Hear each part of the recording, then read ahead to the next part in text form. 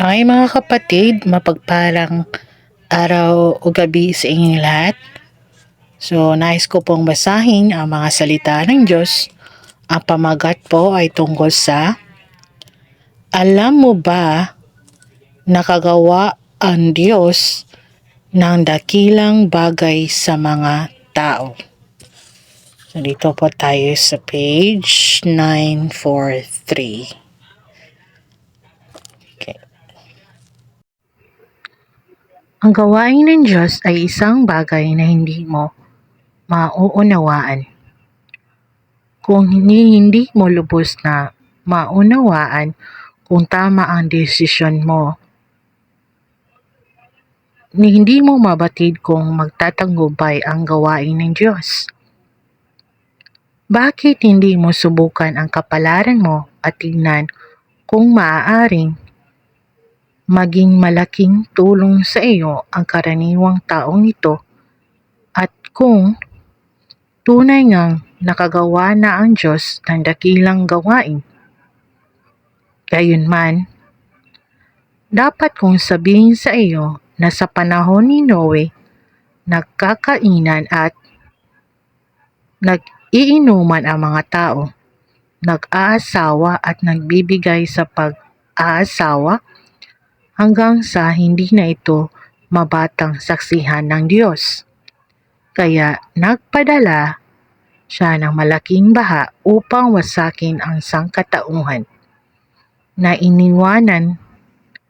Ligtas ang pamilya lamang ni Noe na 8 tao at ang lahat ng uri ng mga ibon at mga hayop. Sa mga huling araw, gayunman, yaong mga iniwang ligtas ng Diyos ay lahat yaong mga naging tapat sa Kanya hanggang sa katapusan. Bagaman ang parehong kapanahunan ay puno ng matinding katiwaliang hindi mabata ng Diyos na saksihan at ang sangkatauhan sa parehong kapanahunan ay naging napakatiwali at itinanggi nila ang Diyos bilang Panginoon nila. Tanging ang mga tao lamang sa panahon ni Noe ang winasak ng Diyos. Nagdulot ng matinding pagkabalisa sa Diyos ang sangkatauhan sa parehong kapanahunan, subalit nanatiling mapagtiis ang Diyos sa mga tao sa mga huling araw hanggang ngayon. Bakit ganito?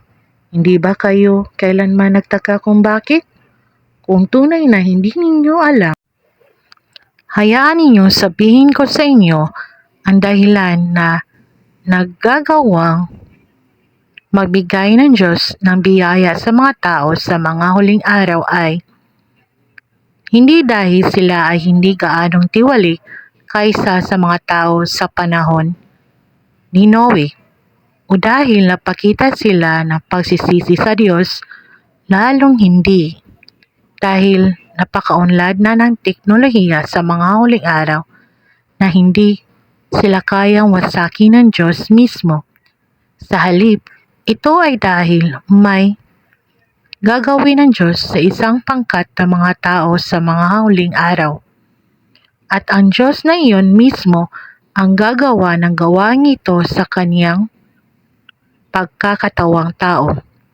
Higit pa rito, pipili ang Diyos ng isang bahagi ng pangkat na ito na maging mga pagtutuunan ng kanyang pagliligtas at bunga ng kanyang plano ng pamamahala at dalhin ang mga taong ito sa susunod na kapanahunan sa makatuwid. Kahit na ano pa man ang halagang ito na binayaran ng Diyos ay lahat para sa paghahanda para sa gawaing gagawin ng kanyang pagkakatawang tao sa mga huling araw. Ang katunayan na nakarating kayo sa kasalukuyan ay dahil sa katawang taong ito. Dahil nabubuhay ang Diyos sa katawang tao, kaya kayo may pagkakataong mabuhay. Nakamit ang lahat ng magandang kapalaran ito dahil sa karaniwang taong ito. Hindi lamang ito Ngunit sa huli, sasamba ang bawat bansa sa karaniwang taong ito.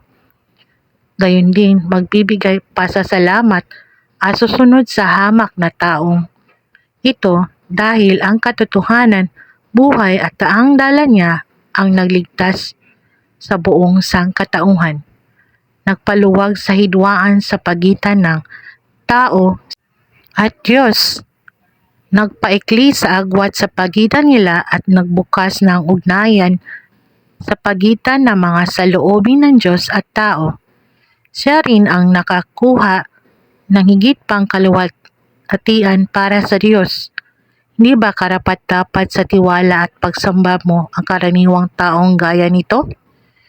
Hindi ba karapat-dapat na tawaging Kristo ang ganitong karaniwang katawang tao? Maaari bang ang ganitong karaniwang tao ay hindi maging pagpapahayag ng Diyos sa mga tao? Hindi ba karapat-dapat ang ganitong tao na nagligtas sa sangkatauhan mula sa sakuna? Sa pagmamahal at pagnanais ninyong kumapit sa Kanya? Kung tinatanggihan ninyo ang mga katotohanang ipinahahayag mula sa Kanyang bibig at kinamumuhian ang Kanyang pag-iral kasama ninyo, ano ang mangyayari sa inyo sa huli? Gagawin sa pamamagitan ng karaniwang taong ito ang lahat ng gawain ng Diyos sa mga huling araw. Ipagkakaloob niya ang lahat ng bagay sa iyo at higit pa rito, makapagpapasya siya sa lahat ng bagay na may kaugnayan sa iyo. Maari ba ang ganitong tao ay tulad ng pinaniniwalaan ninyo sa Kanya? Isang taong napakapayak na hindi karapat-dapat panggitin? Hindi ba sapat ang katotohanan niya upang lubos kayong mapaniwala? Hindi ba sapat ang pagsaksi sa Kaniyang mga gawa upang lubos kayong mapaniwala? O hindi ba karapat-dapat para sa inyo na lakaran ang landas ng Kanyang dinadala?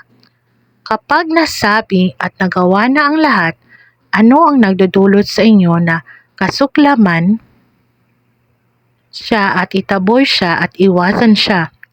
Ang taong ito ang naghahayag ng katotohanan. Ang taong ito ang nagbibigay ng katotohanan. At ang taong ito ang nagbibigay sa inyo ng landas na susundan. Maaari kayang hindi pa rin ninyo nakikita ang mga bakas ng gawain ng Diyos sa loob ng mga katotohanan ito? Kung wala ang gawain ni Jesus, hindi makabababa ang sangkatauhan mula sa krus.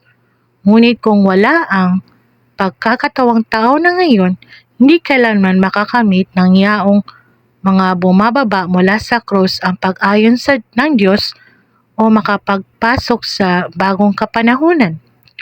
Kung wala ang pagdating ng karaniwang taong ito, hindi kayo kailanman magkakaroon ng pagkakataong makita ang tunay na mukha ng Diyos, ni magiging karapat-dapat dahil lahat kayo ay mga bagay na matagalan dapat winasak. Dahil sa pagdating ng ikalawang pagkakatawang tao ng Diyos, napatawad kayo ng Diyos at pinakitaan kayo ng habag. Ano pa man, ito pa rin ang mga salitang dapat kong iwan sa inyo sa huli. Ang karaniwang taong ito na Diyos na nagkatawang tao ay napakahalaga sa inyo. Ito ang dakilang bagay na nagawa ng Diyos sa mga tao. Amen po.